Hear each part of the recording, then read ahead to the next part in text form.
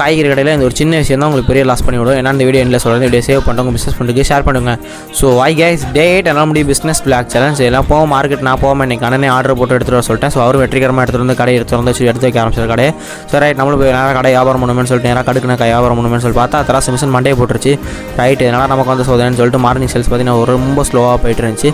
Right அப்படியே ஒரு காஃபியை குடிப்போம்னு சொல்லிட்டு குடிச்சிட்டு கிடந்தேன்.